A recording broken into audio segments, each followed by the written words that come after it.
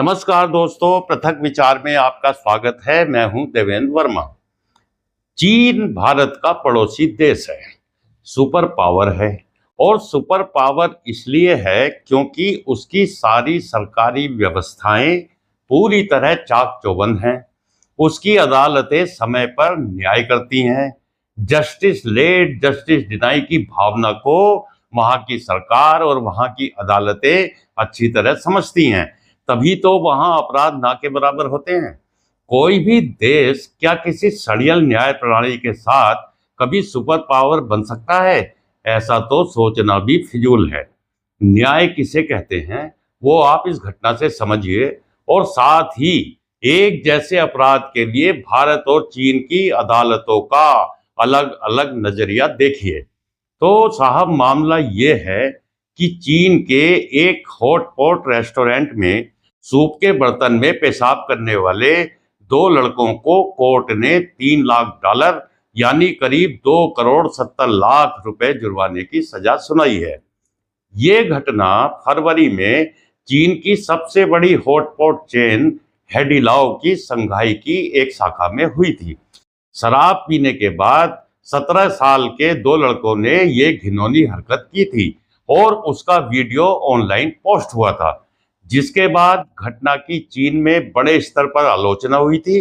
हालांकि कहीं भी ये संकेत नहीं मिला था कि दूषित सूप किसी ग्राहक ने पिया हो, लेकिन हैडिलाओ ने घटना के बाद कुछ दिनों तक वहां खाना खाने आने वाले हजारों ग्राहकों को मुआवजा दिया था। मार्च में हैडिलाओ ने 2.5 करोड़ रुपए से अधिक के नुकसान का दावा अदालत में किया था। उसका कहना था कि इसमें ग्राहकों को दी गई मुआवजे की रकम भी शामिल है। पिछले शुक्रवार को संघाई की एक अदालत ने पाया कि दोनों किशोरों ने अपमानजनक हरकतों के जरिए कंपनी की प्रतिष्ठा का उल्लंघन किया है। साथ ही अदालत ने कहा कि उनकी हरकत से बर्तन दूषित हुए और जनता में गहरी असुविधा पैदा हुई, जनता में बेहद ही तीखी निराशा पैदा हुई। अदालत ने यह भी पाया कि लड़कों के माता पिता अपने अभिभावक होने का फर्ज निभाने में पूरी तरह नाकाम रहे। उन्होंने अपने बच्चों को खाने की वस्तुओं का सम्मान करना नहीं सिखाया। उन्होंने बच्चों को सिखाया ही नहीं कि अपराध करने से बचना चाहिए। इसलिए अदालत ने आदेश दिया कि मुआवजा अभिभावक ही देंगे। इस मुआवजे की कुल रकम में से 2 करोड़ 47 लाख रुपए की रकम ऑपरेशनल और प्रतिष्ठान के नुकसान के लिए, तकरीबन 16 लाख रुपए कैटरर्स को बर्तनों के नुकसान और सफाई के खर्चों के लिए, और तकरीबन 8,65,000 रुपए कानूनी खर्चों के लिए दिए गए हैं। यह घटना 24 फरवरी 2025 को हुई थी। दोनों लड़के नशे में धुत थे और उन्होंने जानबूझकर सूप को गंदा किया, जो हॉटपॉट में सब्जियां और मांस पकाने के लिए इस्तेमाल होता है, उसके अंदर उन्होंने पेशाब किया। हालांकि अदालत को कोई सबूत नहीं मिला कि किसी ग्राहक ने ये दूषित सूप पिया हो। फिर भी हैडिलाओ ने 4,000 से ज्यादा अपने ग्राहकों को मुआवजा दिया, जो उस दिन से लेकर 8 मार्च तक रेस्टोरेंट में आए थे। हैडिलाओ ने ग्राहकों को उनके बिल की पूरी राशि लौटाई और 10 गुना ज्यादा नकद मुआवजा भी दिया। साथ ही सारे बर्तनों को नष्ट करके नए खरीदे और रेस्टोरेंट की गहरी सफाई कराई। कंपनी ने शुरू में 23 मिलियन युआन यानी लगभग 28 करोड़ रुपए का हर्जाना मांगा था, जिसमें ग्राहकों को दी गई राशि और प्रतिष्ठा को हुआ नुकसान भी शामिल था। अदालत ने लड़कों और उनके माता पिता को आदेश दिया कि वे तयशुदा अखबारों में हैडिलाओ और दूसरी कंपनी से माफी मांगे। इस संबंध में जो अखबारों की बात की गई है, उनके अंदर बिल्कुल खुले रूप से अपने बच्चों के इस कुकर्म के लिए उन्हें माफी मांगनी होगी।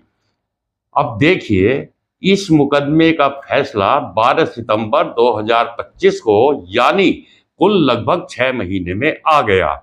और दूसरी तरफ हमारे देश की न्याय प्रणाली को देखिए। खाने को दूषित और गंदा करने के हजारों वीडियो हमारे देश में वायरल हो चुके हैं। कोई खाने में थूक रहा है तो कोई जूस में यूरिन मिलाकर लोगों को पिला रहा है, तो कोई अन्य दूसरे विभत्स तरीकों से लोगों का धर्म भ्रष्ट करने में लगा है। लेकिन क्या किसी भी केस में किसी दोषी को आज तक कोई सजा हुई है? कम से कम मैंने तो अभी तक नहीं सुना है कि किसी अभियुक्त को ऐसे मामले में कोई सजा हुई है। चीन में तो किसी ग्राहक ने वो दूषित सूप पिया भी नहीं था, फिर भी दोषियों को अदालत ने इतनी कड़ी सजा सुनाई। और ये भी गौर करने वाली बात है कि ये दोनों ही अभियुक्त नाबालिग थे, फिर भी अदालत ने कोई नरमी नहीं बरती। लेकिन हमारे देश में तो नाबालिगों को विशेषाधिकार हासिल है। चीन में किसी ने वो गंदा दूषित सूप पिया भी नहीं था, जबकि भारत में तो लोगों को दूषित खाना खिलाया गया है। सोशल मीडिया पर ऐसे बहुत से वीडियो आए हैं, फिर भी दोषियों को कोई सजा नहीं। हमारे यहाँ ऐसी हरकतें करने वाले अपराधियों को पुलिस गिरफ्तार करके अदालत में पेश कर देती है और अदालतें दोषियों को जमानत दे देती हैं। फिर शुरू हो जाता है तारीख पर तारीख का सिलसिला। सालों साल मुकदमे चलते रहते हैं, घिसटते रहते हैं। और अब तो लगता है कि खाने की चीजों को गंभीर और आपराधिक तरीके से दूषित करने को हमारी न्याय प्रणाली शायद कोई गंभीर अपराध ही नहीं मानती। इसीलिए ज्यादातर दोषी आसानी से छूट जाते हैं। यही कारण है कि भारत में इस तरह के अपराध लगातार बढ़ रहे हैं।